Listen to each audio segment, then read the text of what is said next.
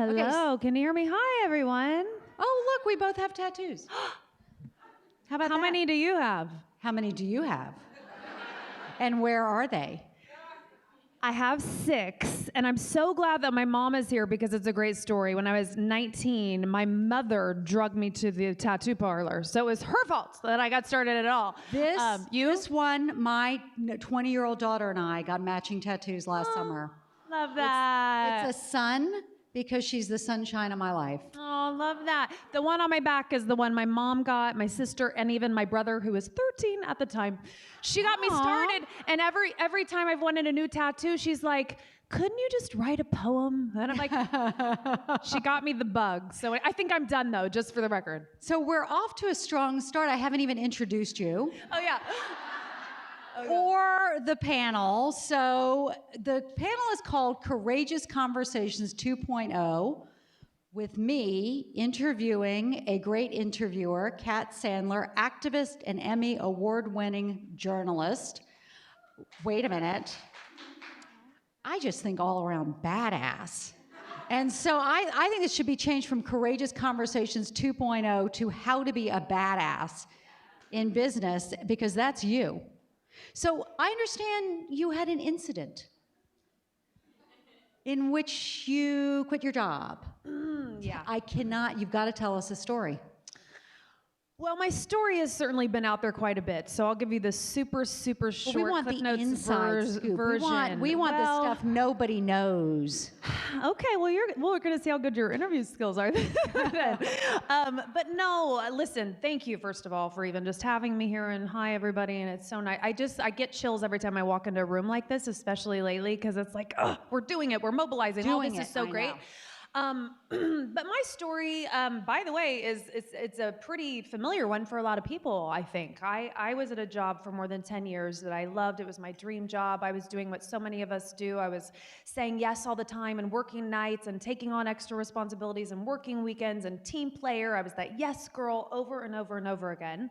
And I loved my job, don't get me wrong, but I'm also a mom. I'm a single mom of 2 kids, so that meant a lot of sacrifice. I didn't take my kids to school most days, or maybe I couldn't pick them up, or I wasn't volunteering at the school. You know, you sacrifice so much for the jobs that you love to do and the career that you're building. How old are your kids? Person. They're now 17 and 13. Okay. So, but it was brought to my attention about a year ago and I had just gotten more responsibility. I picked up an extra show that I was hosting. I was coming in 3 hours earlier. I was doing all that, not for a dime more and not even asking for a dime more, but knowing that my negotiations were coming up.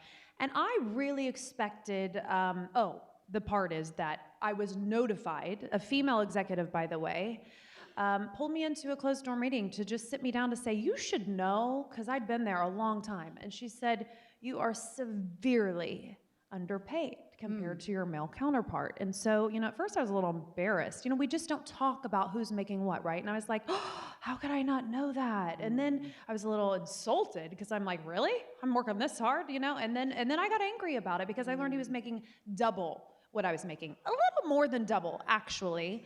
And mind you, listen, a lot of this is, it's apples to apples. We had similar tenure. We had the similar experience. We had similar job duties. We had similar public profile because, we're on TV. So we had everything similar except the fact that he was making a hell of a lot more than I was, and he was a guy. So I just made it my point, and my negotiations are a little different in my industry because I have a whole team that kind of does that for me, essentially, in many ways. They do the talking, and I'm behind the scenes a little bit, but I had said we have to make the ballpark of what he's making. It's the right thing to do. It is the fair thing to do. It is the lawful, by the way, thing to do. Right. And I was denied. So I was denied, and I had a really, really tough decision to make. What did they say? They said, well, I wasn't on those phone calls, but at the end of the day, they said they were looking through a different lens. That he has something between his legs lens, I think. I don't know, but but I mean, that's what I've learned so much, because ultimately, if you know my story, I I walked away, and that was one of the hardest decisions I ever made, because it's also, anybody who's in, I've heard so many similar stories, but it's scary. I had mouths to feed. How would I look in my industry if I tell my story, why I'm leaving? Right. Will I be hired again? Right.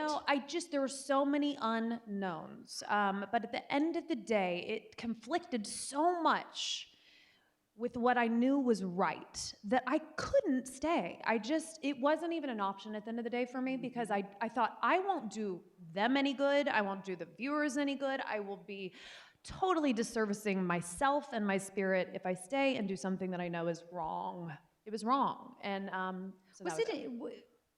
How did you make that decision? How did you, because what a great job. I mean, I imagine it when you were a little girl, if you had thought, that's the job I'm going to have, what a dream job. And to leave it publicly in that way, how'd you get there?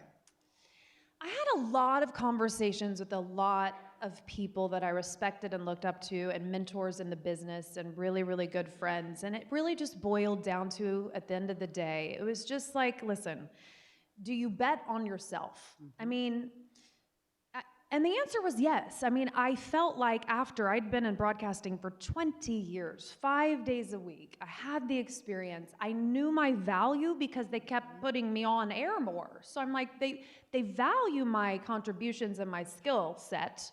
They just don't want to pay me for it. So I knew that if I left, I was confident that I would find another home. I would do other things.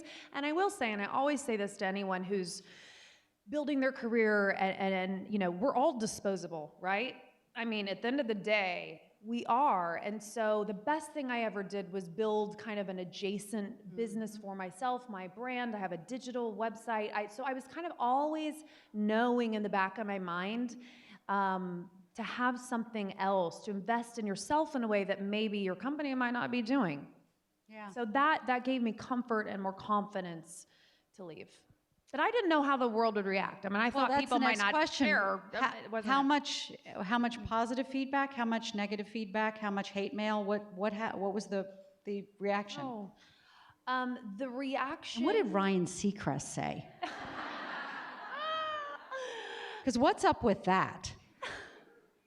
Oh man, I can't touch that. We're live streaming around the world. I know how this will show up on TMZ. I tried. I can't touch that. Ryan has always been a very, very nice person to me and my personal experiences. But I wrote a blog. It was important for me to tell my story because I couldn't say to the viewers on my last day why I was leaving, obviously. So I had to it was important for me to explain my departure, explain why I left, tell my truth. I put it on my blog. I thought people might read it, they might not. I had no idea. And what happened was the story spread like wildfire. It was all over the internet. And then, 10 days after I left my job is when Time's Up, the movement was born, January 1st of this year. So suddenly I was injected into this movement, and I had the likes of one of your contributors today, Deborah Messing, and Eva Longoria, and Sarah Jessica Parker, all these women showing up publicly, standing by me, who had watched the network, knew my value, I guess,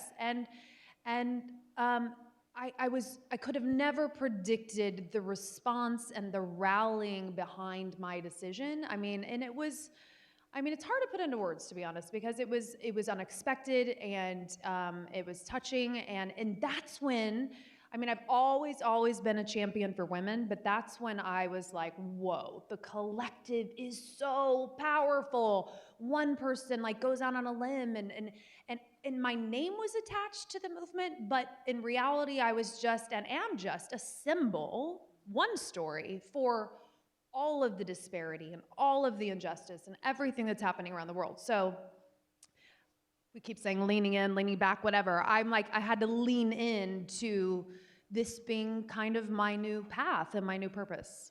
And what, if anything, did you hear from the senior executives at the other networks? That's a good question. At the other networks, it's really funny because I think, listen, so much, and it's sad, but so much is dictated on public opinion, right? And you asked me, was it positive, was it negative? I mean, 99% of the feedback was overwhelmingly positive. I mean, it was so touching. I was getting, I'm a big social media person, and I was getting DMs and emails and letters from young girls to 80 years old around the world, I kid you not, who were like, thank you. You did it. That's scary. Like, just thanks. Because I can't, but you did, so thank you. And at least the conversation, we're having these courageous conversations. So that's pretty mind-blowing. But I also didn't expect, I think because the response to my move was a positive one mostly, that the other networks have been, I've had a lot of meetings, let's put it that way, from unexpected executives, even within the same umbrella of where I worked, that are like, come talk to us, who maybe didn't even know my work before. So it's kind of put me on the map in a way that I had never, ever dreamed of. And did you hear from many men? Yeah. Yeah? Yeah. I did, not as many, no. I mean, mostly the majority of the people I heard from, definitely some men, but mostly women, and even, former colleagues at the same network who were, don't want to be named, but were like, thank you, because so many people work in this boys club environment, and everything's talked about behind closed doors. And I had a lot of great women I worked with, but we're like everybody, you're just talking about it when nobody can hear you, right? Because you're also fearful of the repercussions when you out a climate or a work environment or whatever is going on that shouldn't be. But I think that's changing.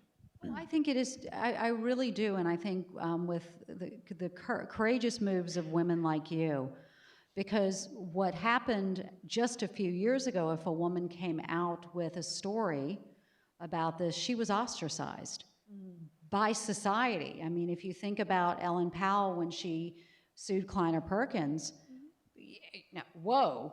And then and then the media put her through the ringer about she's not perfect, and what about her husband, and did you hear this about her kids? And everybody sort of stepped away. Whereas, it's now interesting out in Silicon Valley, women are coming back and rallying around her, and just as they've rallied around you, and I think it's a big change. It is, because I'm well aware if I had done this 3 years ago, Yep. it would have been like a blip on the map. No one would have cared, or there would have been like some negative connotation attached to it. You're absolutely right. Sure. There's a lot of risk involved, and there still is. And I understand that the majority of women can't just walk either, and that's a really hard place to be in. Yes, that is correct. Yeah, it's a really hard Yep. place to be in. Yep. Underlying all of this is, do you have the financial stability to be able to call this out? But as we're talking, I just keep thinking about Ann Curry and Matt Lauer, and how, what he was up to. She's working away, and the way she was treated, and she hasn't come back yet. I mean, that was the other thing. If something like this happened, you didn't come back. Yeah, no. We need to bring her back. You're right. Right? Oh, I've always been an Ann Curry fan. Me too. Always. Always, always. Amazing. So what are you doing now? Well, I'm here with you. I'm here with all of you. I'm doing a lot. I will say, I was one of those people. I worked 5 days a week for 20 years on television every day. So my world has changed quite a bit. I honestly, the first couple months, it was like coming down. It was almost like grieving a death, because I'm so used to getting up and getting on the hamster wheel and getting my kids to school, and the light goes on and being on TV and always being happy and reporting on the Kardashians and everything's great. That was my job. I did local news for a long time. Amazing. Still work though, still work. And so coming down from that has been, that took a while. And I just relaunched my website. It's much more of a website now than a blog. I'm doing a lot of interviews with really powerful women who are, provocative, and the conversations are really raw and meant to be real and not your typical soundbite and all of that. So I'm doing that right now.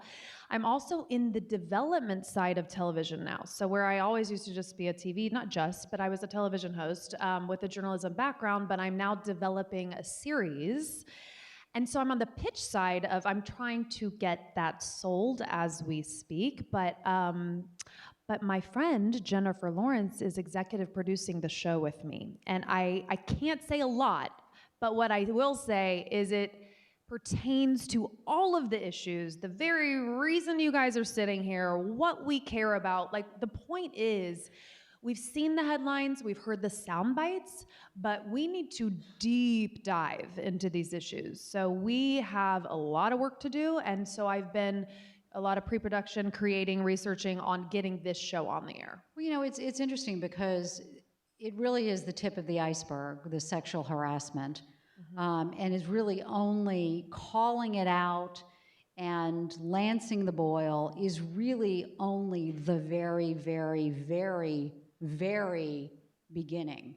And, I've written about, in my experience, getting mansplained to. I mean, it happens to all of us. I had an experience in which I was raising money for Ellevate and had a venture capitalist out in Silicon Valley explain to me what it's like to hire financial advisors, what their personalities are like, and what the financials of the business are. You don't know me well, but I ran Smith Barney and Merrill. I know, I did my research. And I've run more financial advisors than I think, anybody. And I couldn't tell if he just didn't listen to me introduce myself or read my bio, or he just thought his opinion was more valuable than my experience. But, you look at how far we have to go. This is just the very beginning, and the question is, do we have the energy to keep it going? Right? Yes. When it gets hard, yes. The answer is yes. Yeah. And look at this room. I mean, to your credit, to Ellevate's credit, to the conferences, I mean, there's panel after panel after conversation after conversation. Women are grabbing the tools. They're grabbing the resources. There is a shift. I have to believe that this is a hopeful time. I really, really do, because it didn't go away after January. We're still talking about it here today. So I think I think it's not going important away, right? Well, I think it's important to look back too, which is part of what this new show I'm doing is. It's like there is a cultural and even psychological element of really going back and going, well, how did we get to this point? Right. And why even the men that behave the way they do, why they behave that way? I mean, it starts when you're young and what's going on in the locker room and why was that okay? And how do we kind of undo that to make sure we go another direction? I sort of think with the men, you know this better than I do, in media, I think they start to believe their press. I saw it on Wall Street where, people were just like, oh, Sandy Weil, you're the most amazing, wonderful person ever. And I think they just start to believe it after a while. And they're like, I am a sexy guy. Super, super sexy. Yeah. What was Charlie Rose thinking? Right? Right? And here the most beautiful woman in the world is like, I have so many insecurities. I know. Can you imagine, Charlie, people want to see me get out of the shower? No, Charlie, nobody does. You have a special guest here with you today. I do. Do you want to talk a little bit about your special guest and what she's meant to you? Oh, my mom. Oh, my goodness. Mom, my mom, can you Linda's wave? over here in the white blazer in the front row, everyone. Front row. Oh, gosh. This is the Barbara Walters moment where you get me to cry if I have to start talking about my mom. But no, I mean, listen. You asked me how I made my decision and how I, came to kind of leap and be brave and everything. I have to say, my mom, since I was this big, has always, always, always been in my ear, is this strength, is this fierce, independent, strong, smart, female feminist, long before a lot of people were, telling me you can do anything, you can be anything, the sky is the limit, there are no boundaries. I've heard this, and how lucky is that for young girls to hear that every day, my whole life. So as my mom, she definitely did that. But beyond that, she has her own foundation. It's called the Women Like Us Foundation. So if any of you are ever wanting to do any volunteering or get involved, but she supports women-led causes all over the world. I mean, everything from some orphanages in Kenya to sex trafficking in Los Angeles to teen mentoring to homelessness. So she kind of plucks out different needs around the world, and a lot of wonderful women and within her organization are doing great, great work. So I've been following her lead because she's been championing women forever, and so she has, without a doubt, informed who I am and how I operate and the decisions that I make. So I thank you, Mama. And she's an author, and she has a couple books out, and we just produced our first documentary, so definitely look her up, Women Like Us. I want to see if I can make you cry. Oh, gosh. When you were going through your decision at E! Network, what did she tell you? Truth? Yeah. It's not going to make me cry because, honestly, she knows me, and my passions are much more meaningful and I think important than the things I was reporting on there. And I think for a long time she was like, you have another path. So even before that tough decision, and mind you, she's also a realist, like she wants me to be able to feed my kids, but she knew I had other work to do. And so as proud as she was of, my accomplishments, I think she always saw me in a different light, maybe serving maybe the world in a more impactful way than I was doing by entertaining them, if that makes sense. So here we are, and that's what we're doing. She believes there's a bigger plan for you. Yeah. Right? And these things happen for a reason. That's not going to make you cry? Mom.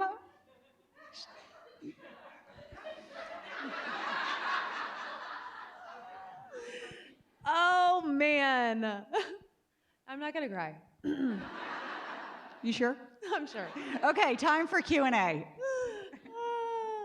funny. Thank you so much. We do have a couple questions. First one says, if you're not in a situation where you can leave your job when you encounter injustice, what's the next step? I think that's most people, sadly, right? Like, not everybody can walk. It's funny because I've gotten so many messages. I can't even respond to them all, but I got a message from a woman a couple weeks ago, and she said, I'm in my 50s. I've worked for the same man at this law firm forever. I work overtime. It's the only job I've had. It's the only real experience I have, and I've had it. He's, treats me this way and abuses me this way, not sexually, but, in other ways. And she's like, what do? I feel like walking right now. And I'm like, no. I was like, don't walk, don't walk. I think it's so important to really engineer your exit in a really smart way. So you have got to, yes, okay, applause. But you have to, your resume shouldn't ever have cobwebs on it, right? It should always be fresh. It should always be updated. It should always be current. And you should be investing in yourself outside of your job, whether it's coming. You guys today, applaud yourselves. You're here. You know what I mean? Like, women need to be really taking full advantage of the resources to go out and go to these conferences and go get extra skills if it means a workshop on a Wednesday night or an extra class on a weekend or whatever. So I think it's really, a lot of the accountability does fall on us, not only on how to exit the job we don't love or we are not getting paid justly for. A lot of these conversations that I love that are happening now are with the young women that are in college, that are coming into the workforce at all. I mean, they didn't have those classes when I was in college that said, here's how you negotiate, or here's, it was just like, get the job, right? It was just, that was the end all. But now we should be negotiating. Some 30% of women even bother to negotiate. I mean, the guys, it's the first thing they're thinking about is the money. We don't need to say sorry anymore. We don't need to apologize for putting that up here. It's okay. So negotiate at all, right? So, and I think I read another statistic maybe on your blog that said 75% of women who bothered to negotiate all got raises this year. So there is work we can do for ourselves. And I think a lot of it is that, investing in ourselves in all the ways that we can. So I'll add two things to it. It may have happened, but I do not know of a single individual who ever got fired for asking for a raise, right? Or a single individual who ever negotiated a job offer and someone said, oh, never mind, forget about the job. Right. I've heard people say no, but I haven't heard of either of those two things happening. Right. And the other thing that I think is a positive that's happening right now is women are beginning to recognize and do something about working for bad bosses. Yeah. I think if we were to calculate the lost productivity in this country, from women working for bad, perhaps well-meaning, but biased bosses, right? The productivity loss is enormous. And beginning to recognize that, you know what, it's not me, it's him, and he's never going to promote me, and it's not my fault, and let me start to work to find another job, can unleash massive productivity in this country. Next question. Okay. We're out of time, but I really want you guys to keep talking. One more. What if you're the witness to inequality or abuse of power? How do you speak up without risking your own security or position? I mean, that's a good question. I would hope, and I think, isn't that what human resources is for? I think you just go to your human resources and you report that, and you should report that, and there should not be fear of punishment for doing so. And if there is, by the way, that's another injustice. Yeah. Right? No, I completely agree with that. Hopefully you've got a great boss you can go to and have that conversation. If you don't, hopefully you have a great human resources department you can go to and have that conversation. If you don't, hopefully you have an anonymous hotline that you can call into and report that. And by the way, if you don't have the first two, you should be looking for a different job at a different company. Because that's not where you want to be working. All right, you are one of my favorite new people that I've met this year. Likewise, thank you. You are awesome. You are a total badass. Thank you. Thank you. Well, thank you for what you've done. Thank you. Thank you. Thank you, everybody. Wait. I brought my phone so I could get one picture of the audience for my social media. Do you guys mind? Sorry. Let's see. Get in there, girl. Okay, let me see. Let's see if I can get, it's kind of, maybe I'll do a boomerang so I can move and get everybody. Okay, stand by. Sorry. See, this is my world. My mom's like, are you really doing this right now? Okay. Ready? Look happy. Okay. What? Oh, Sallie, you got to be in there. Okay. Can you go down with the ladies? Oh, God. Sallie. Okay. On the count of three. Look happy. 1, 2, 3. Yay. Okay. Thank you so much, everyone. Thank you.